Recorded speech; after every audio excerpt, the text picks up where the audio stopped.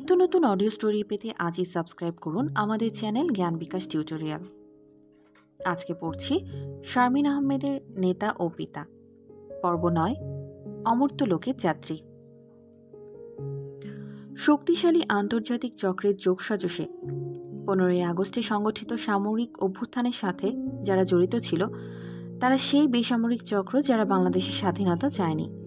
৭১-এ আব্বু জাদের ষড়যন্ত্রকে বলিষ্ঠভাবে প্রতিহত করেছিলেন। 1973 সালে যুক্তরাষ্ট্রের Carnegie endowment for international piece বেসরকারি সংগঠনটি 150 জনের বেশি স্টেট ডিপার্টমেন্টের কর্মকর্তা ও সিআইএ এজেন্টের সাক্ষাৎকারে নেওয়ার মাধ্যমে গণহত্যার সঙ্গে জড়িত যুক্তরাষ্ট্রের হওয়ার ব্যাপারটি 9 মাসের একটি দীর্ঘ অনুসন্ধানের মাধ্যমে জানার প্রচেষ্টা নেয়। রিপোর্টটি জনসমক্ষে প্রকাশিত না হলেও সাংবাদিক লরেন্স লিফসুলটুসকে রিপোর্টটি পড়ার সুযোগ দেওয়া হয়। রিপোর্টটি থেকে 1971 সালে কিসিঞ্জারের প্ররোচনা এবং খন্দকার মোশতাকের মাধ্যমে বাংলাদেশের স্বাধীনতাকে বিলম্বিত করার ব্যাপার এবং মোশতাকের ষড়যন্ত্রকে প্রতিহত করার ব্যাপারটি উল্লেখিত হয়। লিফসুলটুসের তথ্য অনুসন্ধান থেকে আরও জানা যায় 1975-এ ঢাকায় নিযুক্ত যুক্তরাষ্ট্রের রাষ্ট্রদূত ডেভিস ইউজিন বোস্টার ওয়াকিবহাল ছিলেন যে মুজিবের বিরুদ্ধে একটি সামরিক অভ্যুত্থান সংঘটিত হতে চলেছে। অভ্যুত্থানের সঙ্গে জড়িত ব্যক্তিদের সঙ্গে মার্কিন দূতাবাসের আগে থেকে যোগাযোগ ছিল। একদিকে যেমন মার্কিন দূতাবাস জ্ঞাত ছিলেন যে বঙ্গবন্ধুর বিরুদ্ধে একটি সামরিক অভ্যুত্থান ঘটতে চলেছে, তেমনি বঙ্গবন্ধুর রাজনৈতিক সহকর্মী ও বাংলাদেশের সেনাবাহিনীর উচ্চপদস্থ ব্যক্তিবর্গ এই অভ্যুত্থান সম্পর্কে ভালোভাবেই অবহিত ছিলেন। 15 আগস্ট হত্যাকাণ্ডের অন্যতম পরিকল্পনাকারী লেফটেন্যান্ট কর্নেল আব্দুর রশিদ ও লেফটেন্যান্ট কর্নেল ফারুক রহমান বাকশাল কেন্দ্রীয় কমিটির সদস্য ও বঙ্গবন্ধুর মন্ত্রিসভার বাণিজ্যমন্ত্রী খন্দকার মোশতাক আহমেদ ও তদানীন্তন deputy chief of staff major general Ziaur রহমানকে বঙ্গবন্ধুর বিরুদ্ধে জুনিয়র সেনা অফিসারদের অভ্যুত্থানের বিষয়টি অবহিত করে এবং উভয়েরই সমর্থন লাভ করে। বেসামরিক ও সামরিক বাহিনীর যোগসাজশে এভাবেই সংঘটিত হয় এই নৃশংস হত্যাকাণ্ড। অতি বেদনাদায়ক ব্যাপারটি ছিল এই যে 1971-এর স্বাধীনতা বিরোধী ও পাকিস্তান স্বার্থ রক্ষাকারী মোশতাক, তাহির উদ্দিন ঠাকুর, মাহবুব আলম চাষী এই পরাজিত চক্রটি স্বাধীনতার পর মুজিব কাকুর আস্থাভাজনে পরিণত হয়ে নিজ দলের ভেতর থেকেই ষড়যন্ত্র চালিয়ে যেতে থাকে। পাকিস্তানি সেনাবাহিনীর ধ্বংসলীলায় সহায়তাকারী জামায়াতে ইসলামী, আল-বদর প্রভৃতি মৌলবাদী দলগুলো নিষিদ্ধ ঘোষিত হলেও নিজ দলের ভেতরে খাপটি মেরে থাকা ও মুজিব কাকুর প্রশ্রয়প্রাপ্ত ষড়যন্ত্রকারীরা রেহাই পেয়ে যায়। এরাই ছিল মুজিব হত্যার অন্যতম ষড়যন্ত্রকারী।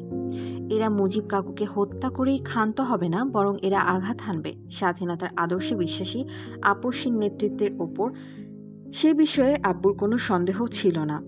আব্বুকে ধরে নিয়ে যাওয়ার পর খবরের কাগজে প্রকাশিত হলো আব্বু সহ 26 জন নেতাকে দুর্নীতির অভিযোগে ঢাকা সেন্ট্রাল জেলে বন্দী করা হয়েছে। আব্বুকে বন্দী করার পরও আমাদের গৃহবন্দী অবস্থার অবসান ঘটল না। তার উপর শুরু হলো নতুন হয়রানি। আর্মি ও স্পেশাল ব্রাঞ্চের লোকেরা আব্বুর বিষয় সম্পত্তি নিয়ে আম্মাকে নানা রকম জিজ্ঞাসাবাদ শুরু করলো। আব্বুকে দুর্নীতির সঙ্গে জড়ানোর চেষ্টা করে তারা নিজেরাই যেন হয়রান হয়ে গেল। দুর্নীতি তো দূরের কথা, তদন্তে আব্বুর বিরুদ্ধে তারা একটি সাধারণ নিয়ম লঙ্ঘনেরও প্রমাণ বের করতে পারলেন না। এসবির এক অফিসার শেষ পর্যন্ত শুকনো মুখে নিরাশ গলায় আম্মাকে জিজ্ঞেস করলেন, আপনার বড় ছেলে কোথায়? আম্মা সোহেল ও আমাকে ডেকে আনলেন, বললেন, এই আমাদের একমাত্র ছেলে, সবার ছোট, আর এই আমাদের বড় মেয়ে। স্বাধীনতার শত্রুটা আব্বুর বিরুদ্ধে অপপ্রচারণা করেছিল তার বড় ছেলে হাইজ্যাকের সঙ্গে জড়িত। মোশতাক কারচুপি করে 1973-এর নির্বাচনে জিতেছিলেন এবং মন্ত্রীর পদ থেকে নানা প্রকার দুর্নীতির সঙ্গে জড়িত ছিলেন, যা সর্বজন বিদিত। দুর্ভাগ্য যে সেই মোশতাক আব্বু ও অন্যান্য নেতাকে দুর্নীতির ও স্বজনপ্রীতির অভিযোগে জেলে নেয়। আব্বুকে দুর্নীতির সঙ্গে জড়ানোর জন্য মোশতাক সমর্থিত আর্মি প্রশাসন এতখানি মরিয়া হয়ে উঠেছিল যে আমাদের আত্মীয় স্বজন ছাড়াও আমরা যে দর্জির দোকানে জামা কাপড় তৈরি করতাম সেই দর্জিকেও ধরে নিয়ে নানা রকম জেরা করা হয়েছিল। তারা যতই চেষ্টা করছিল আব্বুকে অভিযুক্ত করতে, ততই তারা জীবন দীপ্তিময় হিসেবে পাচ্ছিল। এই প্রসঙ্গে নানার বলা একটি ফার্সি প্রবাদের কথা উল্লেখ করা যেতে পারে, যার হিসাব পরিষ্কার সে হিসাব রক্ষকের ধার ধারে না। আব্বুর সঙ্গে জেলে দেখা করার অনুমতি মিলল ১ মাস পর, সেপ্টেম্বরের মাঝামাঝি সময়। তার কয়েকদিন আগে রিমি স্কুলে যাওয়ার নাম করে স্কুলের ভিতর না ঢুকে ভিড়ের মধ্যে দিয়ে গোপনে লক্ষ্মীবাজারে ছোট কাকুর বাসায় গিয়ে তাকে অনুমতির ব্যবস্থা করতে বলে। ছোট কাকু কয়েকদিনের মধ্যেই আব্বুর সঙ্গে দেখা করার অনুমতি জোগাড় করেন।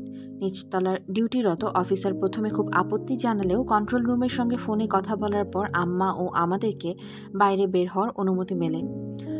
আম্মাকে অনুমতি দিতে তারা সবচেয়ে বেশি সময় অপেক্ষা করে। দীর্ঘ ১ মাসেরও বেশি সময় পর আম্মা ও আমি বাসার বাইরে যাওয়ার অনুমতি পেলাম। ছোট কাকু সহ আমরা সবাই রওনা দিলাম ঢাকা সেন্ট্রাল জেলের উদ্দেশ্যে। স্বাধীনতার আগে কতবারই তো নাজিমউদ্দিন রোডে অবস্থিত এই সেন্ট্রাল জেলে আব্বুর সঙ্গে দেখা করতে গিয়েছি, কিন্তু আজ এই স্বাধীন দেশে বিনা অপরাধে আব্বুর বন্দিত্ব মেনে নেওয়া সম্ভবপর ছিল না। জেলের ফটক দিয়ে আমরা ঢুকলাম ডান দিকের বড় ওয়েটিং রুমে। আমাদের আসার খবর আব্বুকে দেওয়ার জন্য কেউ ভেতরে গেল। আমরা ওয়েটিং রুমে জানলা দিয়ে জেলের ভেতর তাকালাম। দূরে প্রাচীন গাছপালা ও সবুজ ঘাসের মাঝখানে পথটি দিয়ে আব্বু হেঁটে আসছেন, তার মুখে স্মিত হাসি। আমরা সবাই ওয়েটিং রুমের দরজায় দাঁড়িয়ে আব্বুকে অভ্যর্থনা জানালাম। আব্বুর প্রথম কথাই ছিল আমরা কেন এতদিন আব্বুর সাথে দেখা করতে আসিনি। যখন জানলেন আমরা এখনও গৃহবন্দী এবং জেলে সাক্ষাতের জন্য অনুমতিপত্র দেবার পরও নিচতলা ডিউটিরত আর্মি বাসার বাইরে আসার অনুমতি দিচ্ছিল না, তখন আব্বু বেশ রেগে গেলেন। আব্বু বললেন তাকে তো বলা হয়েছিল তাকে জেলে নিয়ে আসার পরপরই আমাদের বাসা থেকে আর্মির সশস্ত্র পাহারা তুলে নেওয়া হয়েছে। আব্বু জেলখানার অফিস থেকে কোথায় যেন ফোন করে অভিযোগ করলেন মিথ্যে কথা বলার জন্য। ফোনে কথা বলার পর আব্বু আমাদের সঙ্গে ওয়েটিং রুমে বসলেন। সেদিন ক্যাপ্টেন মনসুর আলীর মেয়ে শিরিনও গিয়েছিল তার বাবাকে দেখতে। আমাদের কাছে মনসুর আলী কাকু তার একমাত্র মেয়ে শিরিনকে ধরে অনেক কাঁদছিলেন। আম্মা ওনাকে সালাম দিতেই তিনি বললেন, ভাবি আমাদের কি হবে? আম্মা সান্ত্বনা দিলেন, সব ঠিক হয়ে যাবে ভাই। আম্মা সান্ত্বনা দিলেও সেই পড়ন্তবেলার ম্লান আলোয় মনে হলো সব আশার আলোই কেমন যেন নিভু নিভু হয়ে আসছে। আব্বুর চোখের চাহনিতেও কেমন উদাসীন অন্যমনস্ক ভাব, যেন তিনি কোনো দূরের জগতে চলে যাওয়ার প্রস্তুতি নিচ্ছেন। মনে পড়ে ছোটবেলায় সেই সেন্ট্রাল জেলে আব্বুর সঙ্গে দেখা করার সময় পরিচয় হয় এক কয়েদির সঙ্গে। কয়েদিদের ডাকা হতো ফালতু বলে। আব্বা ও আম্মা শিখিয়ে দিলেন আদব সহকারে তাদের নাম ধরে সম্বোধন করতে। আমরা সেই সময় কয়েকবার ফটক দিয়ে ঢুকে বাঁ দিকের ওয়েটিং রুমে আব্বুর সঙ্গে দেখা করেছিলাম। ওয়েটিং রুমের সঙ্গে প্রাচীন বিশাল ঘেরা উঠানে সেই কয়েদিটি কাজকর্ম করত। আমি ছিলাম চঞ্চল প্রকৃতির ও সবার সঙ্গে ভাব জমানো ব্যাপারটা আমার জন্য ছিল সহজাত। আব্বু ও আম্মা ওয়েটিং রুমে আলাপ করতেন আর আমি কাবুলিওয়ালার মিনির মতো উঠানে দাঁড়িয়ে এই কয়েদির সঙ্গে আলাপ চালিয়ে যেতাম। কয়েদিটির কি নাম, কেন জেলে, ওর মা ওর জন্য কাঁদে কিনা, ও পড়তে পারে কিনা ইত্যাদি প্রশ্ন করে তার কান ঝালাপালা করতাম। কয়েদিটি বিরক্ত না হয়ে উৎফুল্লভাবে আমার সঙ্গে শিশুসুলভ ভঙ্গিতে সকল প্রশ্নের উত্তর দিত। একবার আব্বুর সঙ্গে জেলে সাক্ষাতের দিন কয়েদিটি বলল আগামী সপ্তাহ থেকে তাকে অন্য জায়গায় কাজে লাগানো হয়েছে, তাই আমাদের সঙ্গে আর দেখা হবে না।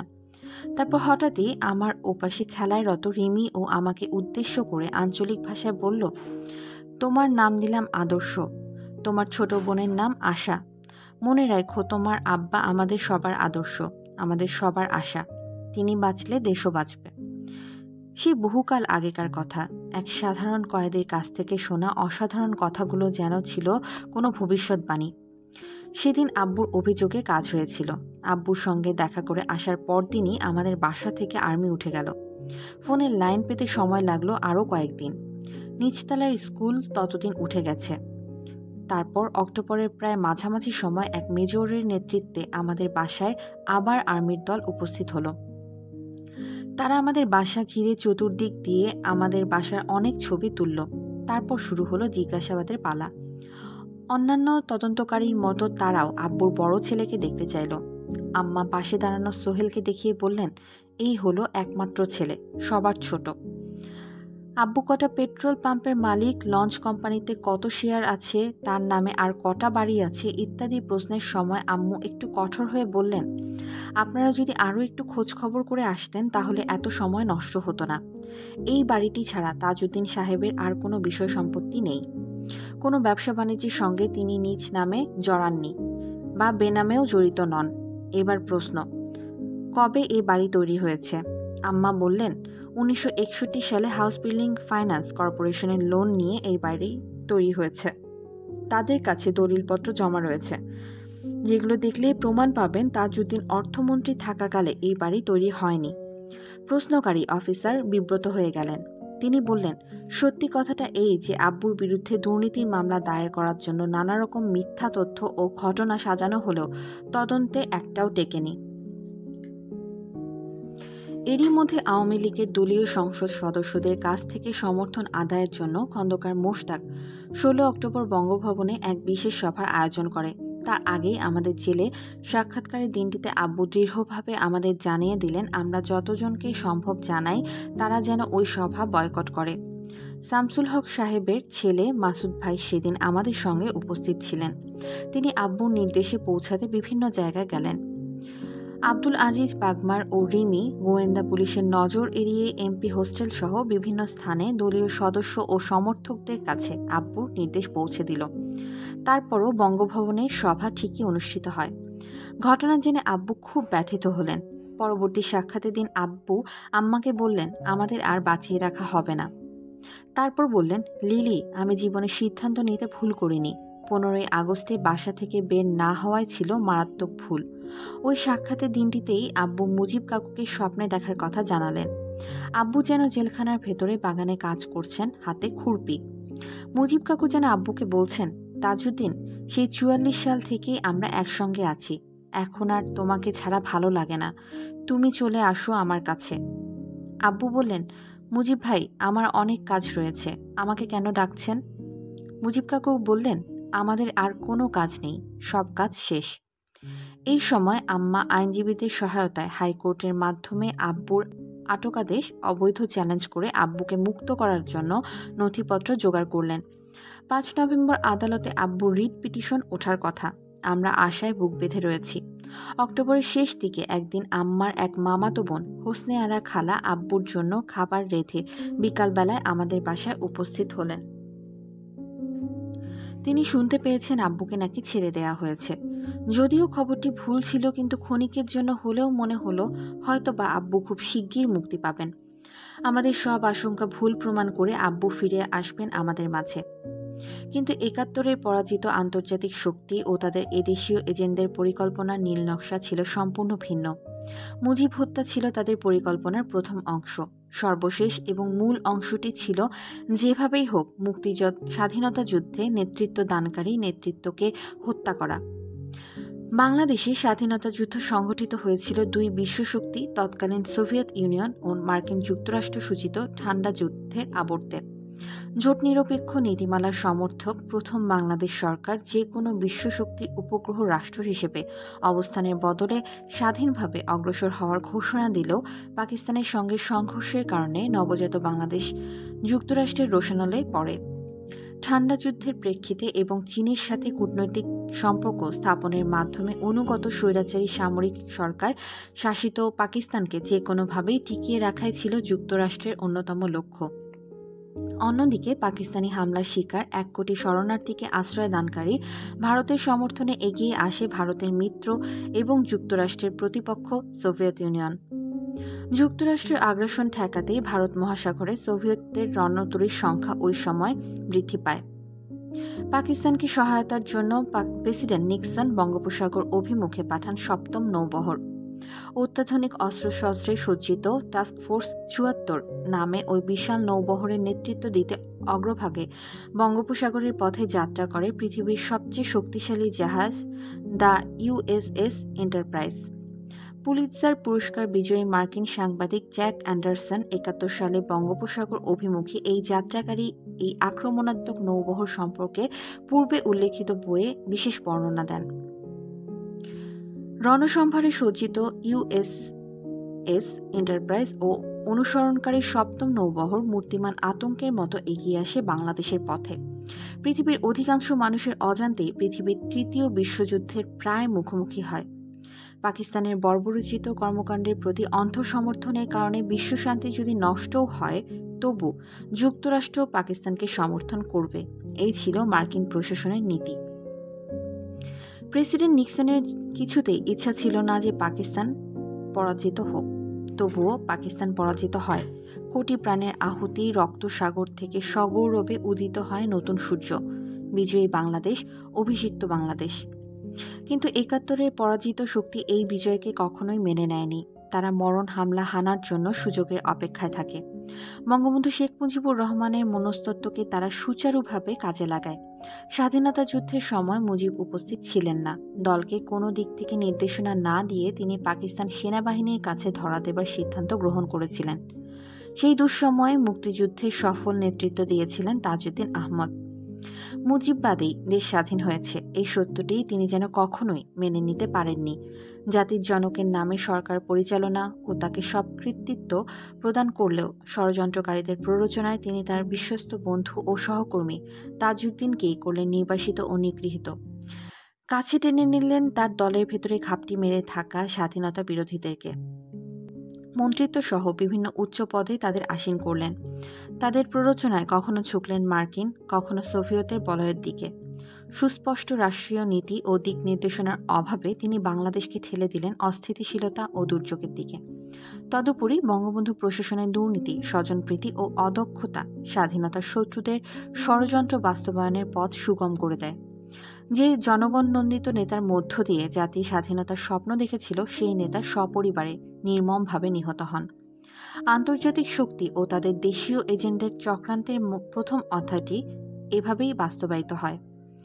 জেলের পচা নর্দমা ভরাট করে আব্বু মৌসুমী ফুলের একটি সুন্দর বাগান করেছেন। রক্তলাল জবা ফুলের একটি গাছও লাগিয়েছেন। মৃত্যুর আশঙ্কার মধ্যেও সুন্দরের চর্চায় মগ্ন তিনি। জীবনের প্রতিটি মুহূর্তই মূল্যবান, এই আদর্শে বিশ্বাসী ও আত্মনির্ভরশীল জীবনযাপনে অভ্যস্ত তিনি নিজ হাতে জামা কাপড় ধুয়ে দড়িতে মেলেছেন পরিপাটি করে। মাটির চুলায় রান্নার জন্য লাকড়ি ফেলেছেন, ফেলে দেওয়া কাঠ দিয়ে বানাচ্ছেন বেঞ্চি। অবসরে জেলের লাইব্রেরি থেকে আনা বই পড়ছেন, গাছের ছায়া পাঠ করছেন ঘর থেকে আনা কোরআন শরীফ। ডায়েরিতে লিখে রেখেছেন মুক্তিযুদ্ধের ইতিহাস ও ভবিষ্যতে বাংলাদেশ কিভাবে চলবে তার পরিকল্পনা। মৃত্যুর হাতছানির মধ্যেও তিনি বুনে চলেছেন নয়া জীবনের স্বপ্ন ও আশা। নভেম্বরের ১ তারিখ, শনিবার। আম্মা একটা দুঃস্বপ্ন দেখে জেগে উঠলেন। স্বপ্নে দেখেন বাঁশের ৪টি তাঁবু পাশাপাশি রাখা।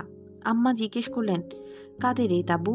কে যেন উত্তর দিল, এই তাঁবুগুলো তাজউদ্দিন আহমদ, সৈয়দ নজরুল ইসলাম, মনসুর আলী ও কামরুজ্জামান সাহেবদের জন্য। স্বপ্নের মধ্যেই আম্মার মনে হলো বাঁশের তাঁবু দেখা তো ভালো না। সেদিনই আইনজীবীদের সঙ্গে নিয়ে আম্মা একাই জেলে গেলেন আব্বুর সঙ্গে দেখা করতে। টিফিন ক্যারিয়ার ভরে আব্বুর পছন্দের খাবারও বেঁধে নিয়ে গেলেন। আব্বুকে আম্মা কেমন যেন চিন্তামগ্ন দেখতে পেলেন। আব্বু বললেন, লিলি, আজ রাতে ডায়েরির শেষ পাতা লেখা শেষ হবে, সেই সঙ্গে শেষ হবে মুক্তিযুদ্ধের ইতিহাস রচনা। খুব সংক্ষেপে প্রয়োজনীয় কথা সেরে আব্বু বললেন, আর বোধহয় বাঁচব না। জেলে আব্বুর সঙ্গে আম্মার সেই শেষ সাক্ষাৎ। জেল কর্তৃপক্ষ দেখা করার সময় দিয়েছিলেন মাত্র ১৫ বা ২০ মিনিট। আম্মা ঘন সন্ধ্যায় বাসায় ফিরলেন। আম্মার চোখ মুখ জুড়ে সন্ধ্যার চেয়েও গাঢ় বিষণ্ণতা। ঘরে ফেরার আগে অনেকটা বেদিশার মতোই ঢাকা ও টঙ্গীর রাস্তায় ঘুরলেন। রাতে আম্মা খাবার খেলেন সামান্যই। নামাজ পড়লেন দীর্ঘ সময় ধরে। ৩ নভেম্বর, মাত্র ভোর হওয়া শুরু হয়েছে।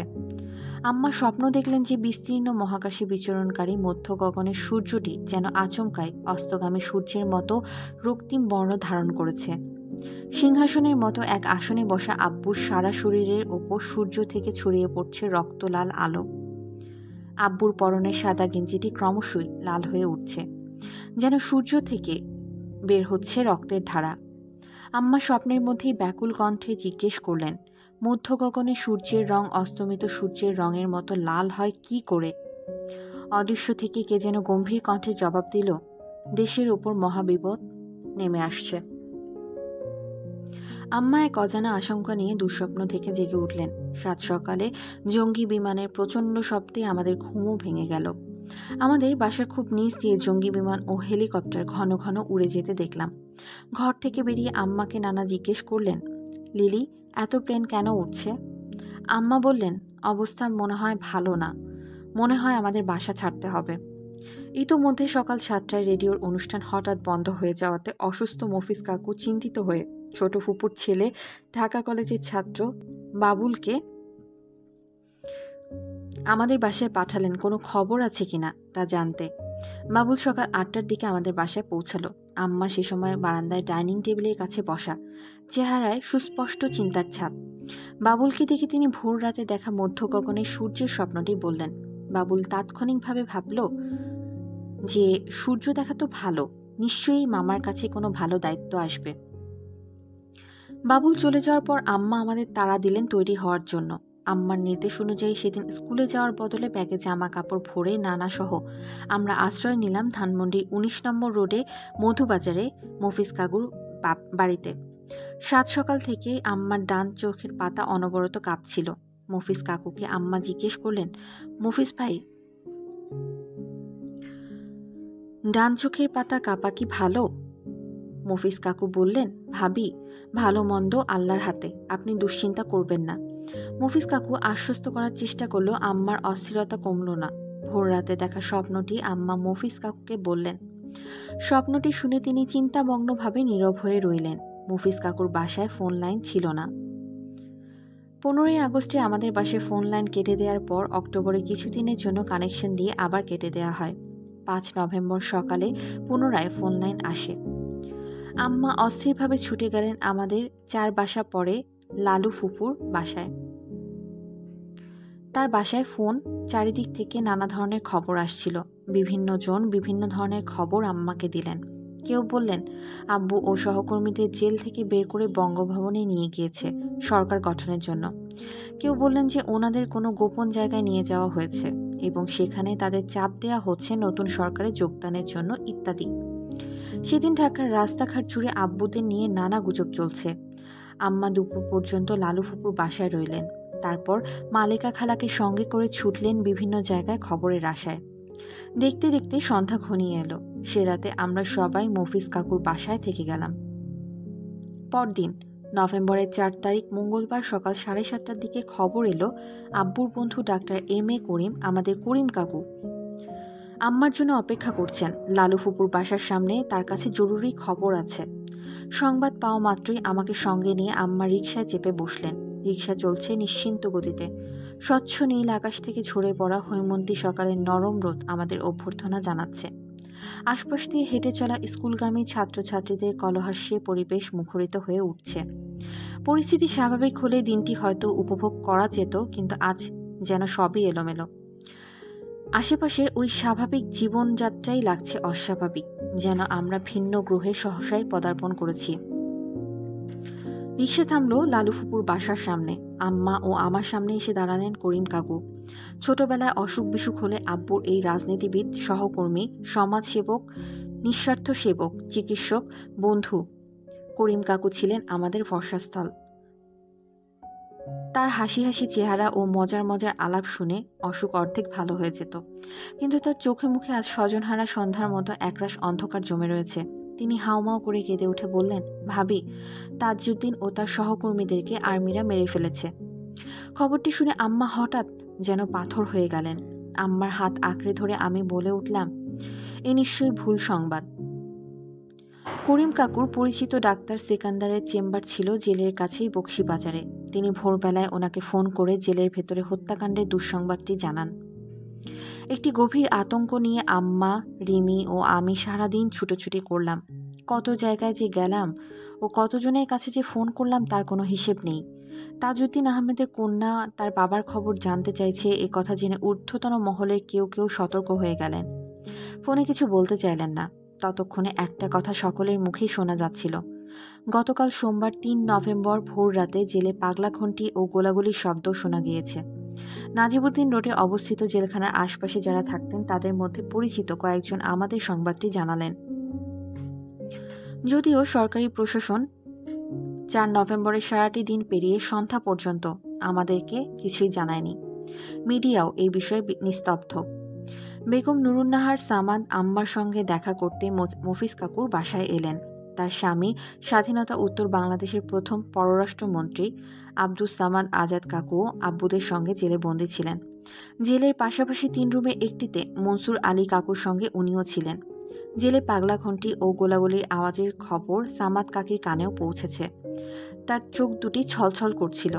আমাদের এক আত্মীয় দুপুরে আমাকে ও হাসান ভাইকে আলাদা করে ডেকে নিয়ে জানালেন যে আব্বুকে জেলে হত্যা করা হয়েছে। খবরটি শুনে বেদনা মিশ্রিত অবিশ্বাস্য কণ্ঠে আমি বলে উঠলাম, হতেই পারে না। আব্বুকে মেরে ফেললে দেশের কি হবে? যদিও কোনো দেশই একটি মানুষের বেঁচে থাকার উপর নির্ভরশীল নয়, তারপরও একটি নব্য স্বাধীন দেশের উন্নতির জন্য নির্ভরযোগ্য নেতৃত্ব তো প্রতিযুগে আসে না। সেই নেতৃত্বের আবির্ভাব ঘটে থাকে শত বছরের সাধনা ও আত্মোৎসর্গের ফলস্বরূপ। আব্বুকে মনে হতো তিনি যেন সেই শত বছরের ত্যাগ ও তিতিক্ষায় পাওয়া এক মানুষ, সময় ও সুযোগ পেলে যিনি গড়ে তুলতে পারতেন সোনার বাংলা। হঠাৎ তাকে হত্যা করার সংবাদটি এজন্যই যেন ছিল অবিশ্বাস্য। বিকেল পর্যন্ত আম্মা সহ আমরা একবার আমাদের বাসায় আর একবার মফিজ কাকুর বাসা সহ বিভিন্ন জায়গায় ছুটতে থাকলাম। আমাদের বাসা ও মফিজ কাকুর বাসাতে লোকজন নানা রকম খবর নিয়ে ছুটে আসছিল। বিকাল 4টার দিকে যখন আবারও মফিজ কাকুর বাসায় গেলাম, তখন দেখি কয়েকজন মহিলা ঘরে ঢুকছেন। তাদের একজন পরিচয় দিলেন যে তিনি মেজর জেনারেল খালেদ মোশাররফের মা। ফুফাতো ভাই বাবুল সামনেই দাঁড়িয়েছিল। খালেদ মোশাররফের মা তাকে জিজ্ঞেস করলেন, তাজউদ্দিন সাহেব তোমার কে হয়? বাবুল জবাব দিল, মামা হয়। তিনি বাবুলকে বললেন, এই দিকে একটু শোনো তো। এই বলে তিনি ও বাকি মহিলারা বাবুলকে পাশের ঘরে ডেকে নিয়ে গেলেন। বাবুলকে কি যেন বলে তারা প্রায় সঙ্গে সঙ্গেই চলে গেলেন। তারা যেতে না যেতেই ঘরের ভেতর থেকে ভেসে এলো বাবুলের হাহাকার ভরা আর্তনাদ। ঘরে ঢুকে দেখি জ্ঞানহারা বাবুল মামা মামা বলে চিৎকার করে বিছানায় লুটোপুটি খাচ্ছে। খালেদ মোশাররফের মা বাবুলকে বলেছিলেন তাজউদ্দিন সাহেব জেলখানায় মারা গেছেন, কিন্তু এই খবর এখন বলো না, আমরা চলে যাওয়ার পর বলবে। খন্দকার মোশতাক ও তদানীন্তন মেজর আব্দুর রশিদের নির্দেশে এই বর্বর হত্যাকাণ্ড সংঘটিত হয়। এই দুইজন হত্যাকারীদের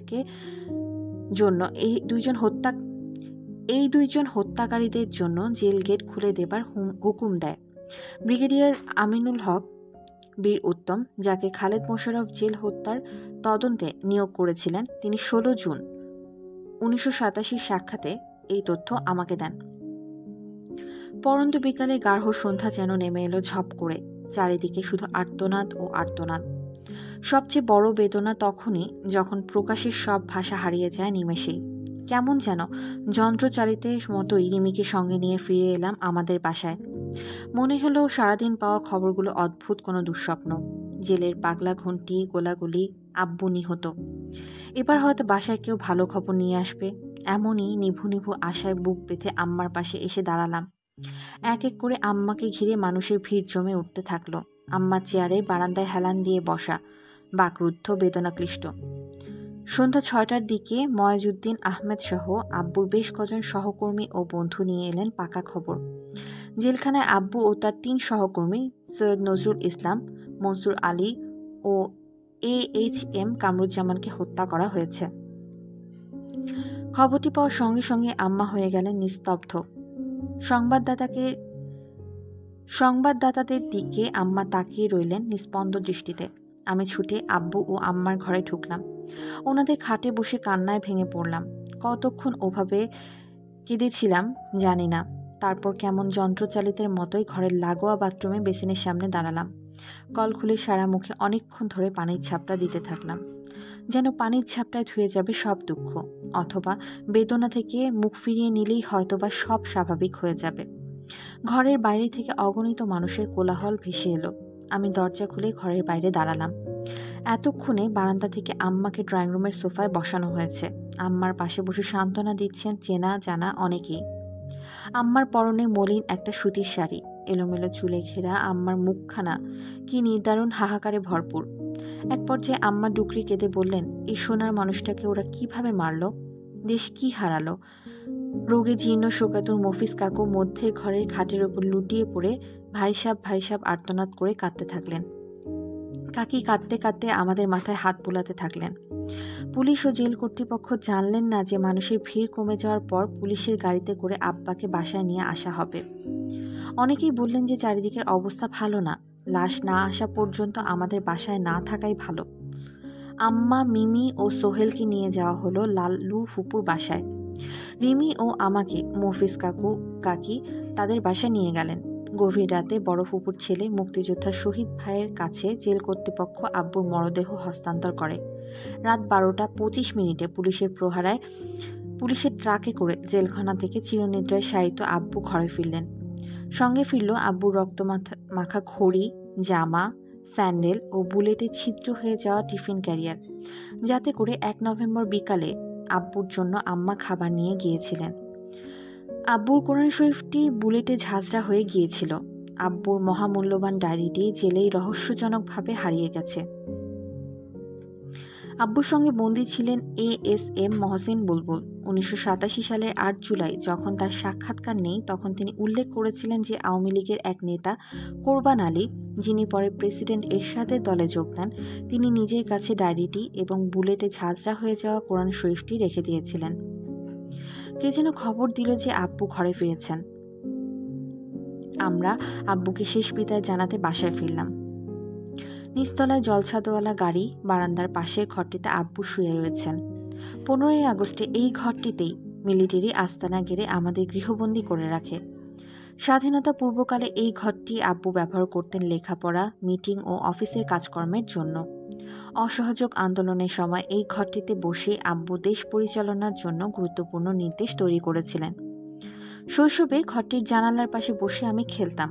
আব্বু টেবিলে রাখা মর্নিং নিউজের পাতা থেকে আমার জন্য কার্টুন জমিয়ে রাখতেন। জানালার পথে গাড়ি বারান্দায় কলাম বেয়ে ওঠা মাধবীলতার ঝাড়ে পাখির আনাগোনা দেখে আমি উৎফুল্ল কণ্ঠে বলতাম, আব্বু, পাখি পাখি। আব্বু মিষ্টি হেসে বলতেন, ওই পাখির নাম জানো? ওর নাম তিতির।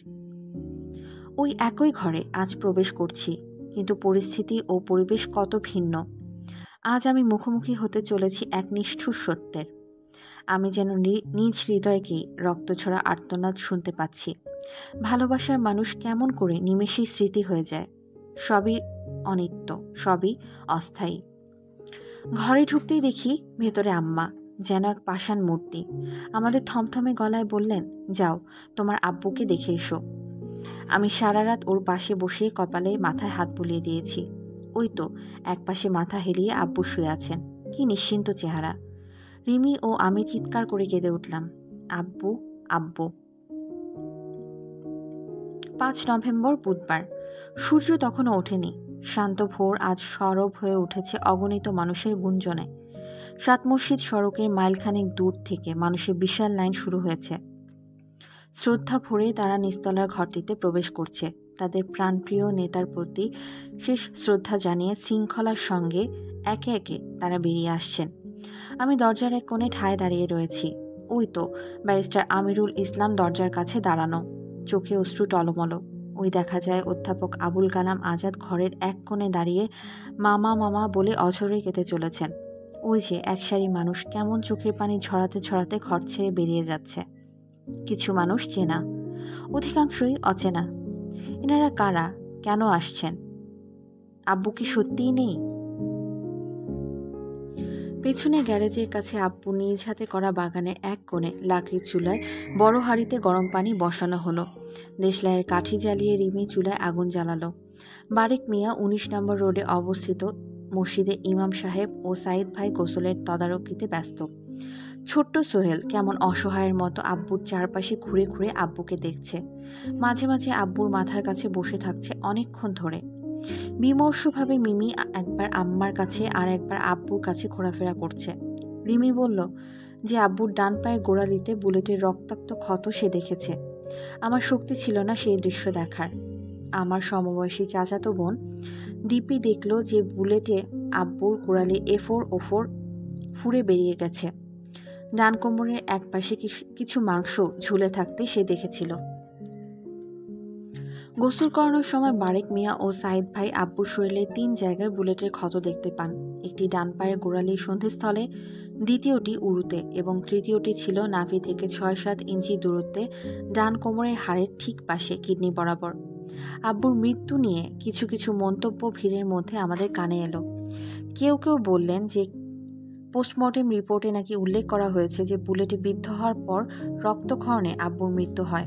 অন্য কেউ আফসোস করে বলেন, আহা, জেল কর্তৃপক্ষ যদি সঙ্গে সঙ্গে তাজউদ্দিন ভাইকে হাসপাতালে নিয়ে যেতেন তাহলে তিনি বেঁচে যেতেন।